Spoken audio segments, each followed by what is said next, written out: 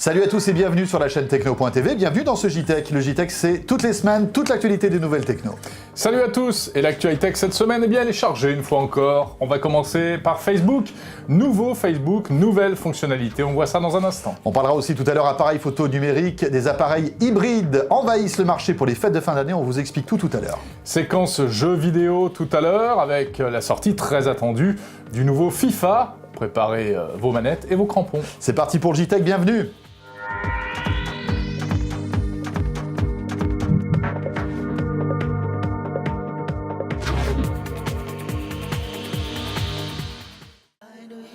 Le JTech avec OrangeInnovation.tv, la web TV qui simplifie la vie numérique. Si vous faites partie des 750 millions d'utilisateurs de Facebook dans le monde, réjouissez-vous.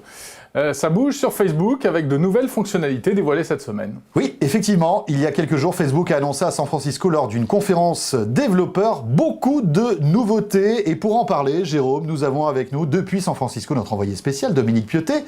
Alors Dominique, première fonctionnalité présentée lors de cette conférence développeurs, il s'agit de la fonction Timeline. De quoi s'agit-il exactement ?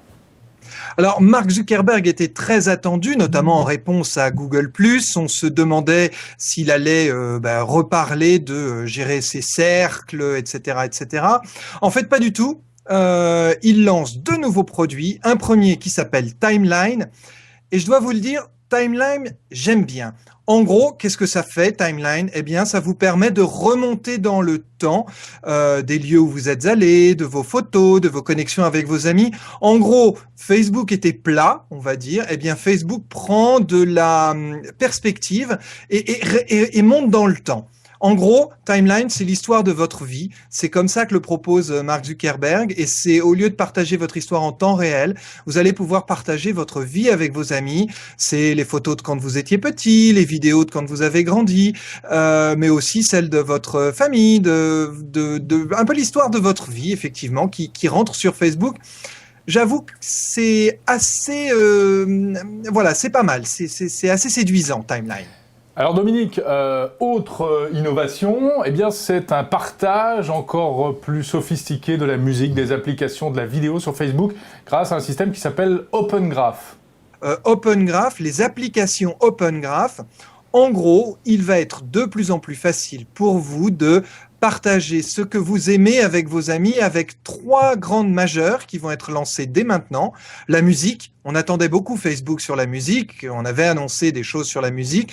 Le patron de Spotify est monté sur scène et ils ont annoncé une application qui vous permet de partager en temps réel la musique que vous écoutez avec vos amis.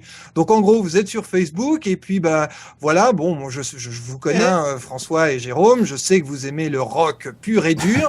Eh bien voilà, vous aussi vous êtes sur Facebook, vous êtes en train d'écouter du bon rock pur et dur. Ouais. Je vois que vous êtes en train de l'écouter, donc je peux l'écouter en même temps que vous et le commenter.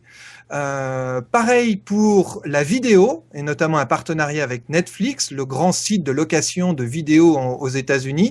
Vous pouvez voir ce que vos amis regardent et vous pourrez le regarder en même temps qu'eux ou en différé sur Netflix. Et même chose pour les news, des grands journaux annoncent cette collaboration. Point important, par exemple, sur la vidéo, et TF1 a annoncé qu'il faisait partie des partenariats avec Facebook. TF1 sera un des premiers à lancer quelque chose sur Facebook, la nouvelle télé sociale, donc à suivre de près.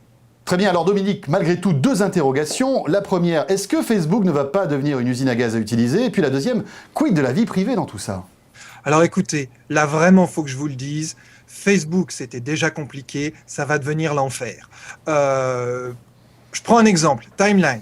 Génial. Comment je fais pour remettre les photos de ma petite enfance, pour recréer cette timeline ? Il va falloir qu'on rentre dans Facebook, qu'on gère toutes nos applications, toutes les autorisations, qu'on upload toutes nos photos. Bref, ça va vraiment prendre du temps pour faire une jolie timeline pour chacun d'entre nous. Honnêtement, c'est vrai, ça devient un petit peu too much et il faut voir quel sera le bénéfice pour l'utilisateur de consacrer tant de temps à Facebook. Facebook est en train de devenir véritablement le web. Facebook avale le web. Ça devient un peu lourd à gérer. Deuxième chose, effectivement, si toute ma vie devient sur Facebook, si l'histoire de ma vie rentre sur Facebook, il va falloir être très attentif à la gestion de notre vie privée. Mark Zuckerberg n'en a absolument pas parlé pendant la conférence, mais moi je pense que là on se réserve quelques surprises. Attention, hein, attention quand vous postez vos photos sur Facebook, surtout si vous postez vos photos d'adolescence, vos photos de fête, etc. Voilà, ce qui est posté va rester. Donc, méfiance, oui, c'est sûr, la vie privée, reste un enjeu sur Facebook. Merci Dominique Piotet pour ces explications et pour ces conseils également. Alors François, il ne faut pas se le cacher, derrière ces nouveautés, évidemment, il y a des motivations hautement commerciales et marketing. Effectivement, il ne faut pas se voiler la face. Toutes ces informations que Facebook va collecter avec cette fonction timeline, entre autres, le fait d'écouter de la musique, de partager des photos, d'avoir le fil de sa vie comme ça qui s'affiche sur Facebook, eh bien tout ça a une énorme valeur auprès des annonceurs. Donc en matière de publicité, c'est une très bonne affaire pour Facebook, bien sûr. À côté de Facebook, un autre réseau social faisait sa rentrée ces jours-ci. Un réseau social tout neuf, tout petit, tout jeune, c'est Google+.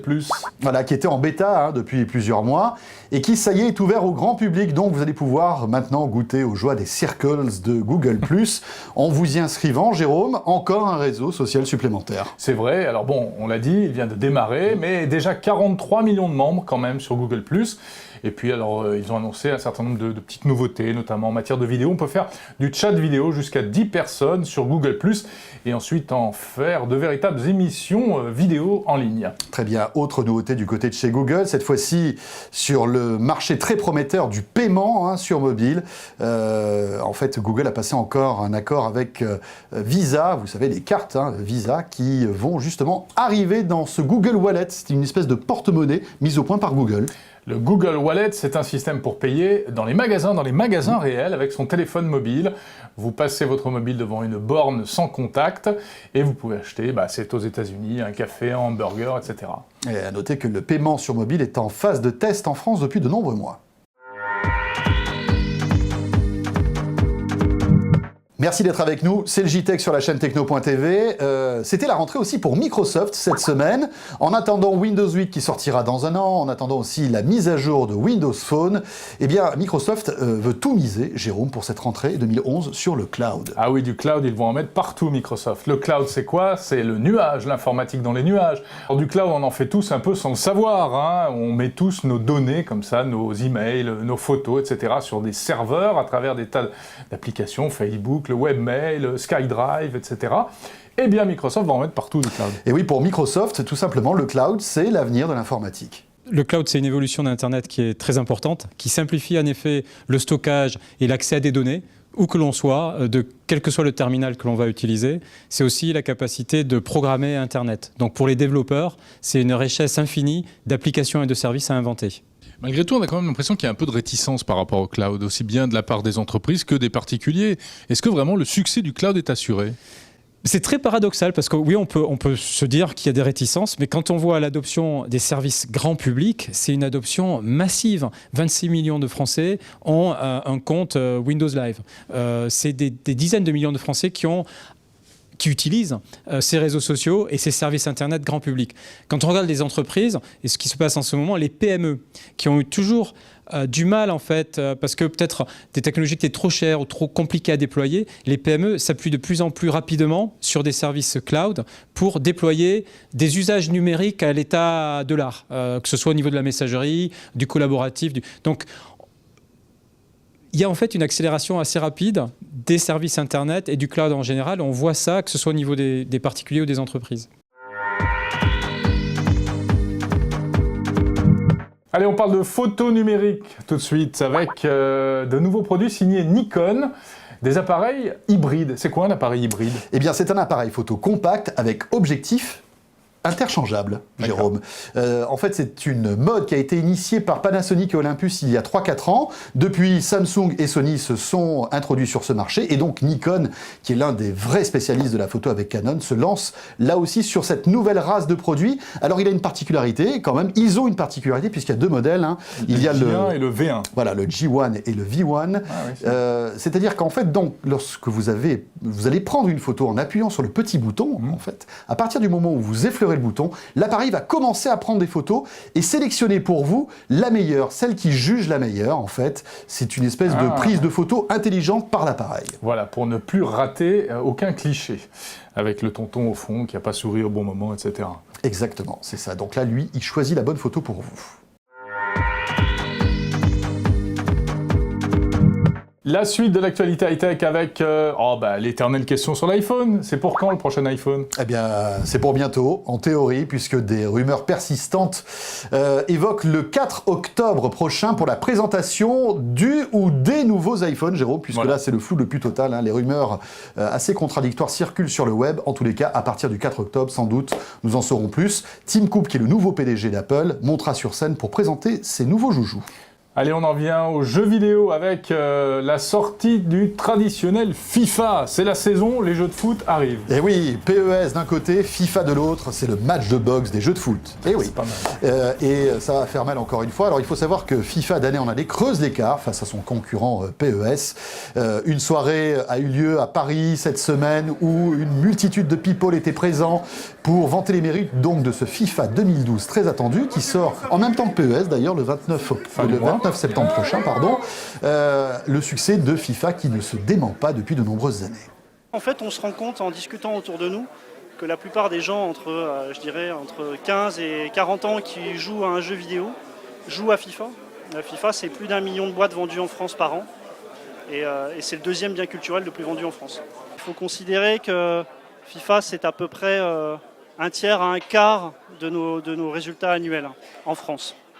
Allez, petite geekerie pour terminer ce JTech, la voiture qui se gare avec un iPhone. Et c'est pour toi, Jérôme. Je sais que tu n'es pas très bon en matière de créneau, hein, pour te garer. C'est faux. Eh bien, regardez ça. Vous allez pouvoir piloter votre créneau directement depuis votre iPhone. Oui, alors on connaissait déjà les voitures qui se garent toutes seules. Hein. Oui. La nouveauté ici, c'est que ça passe par une application iPhone, donc vous pouvez commander votre voiture depuis l'extérieur.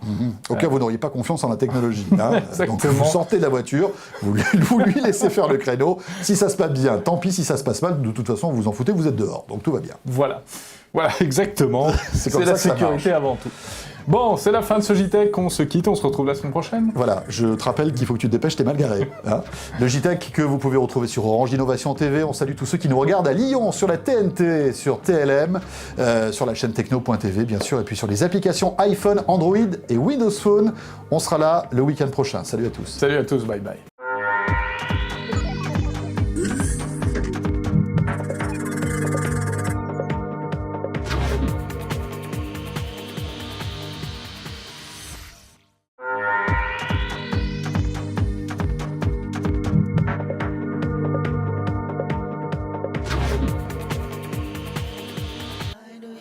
Le JTech avec Orange Innovation.tv, la web TV qui simplifie la vie numérique.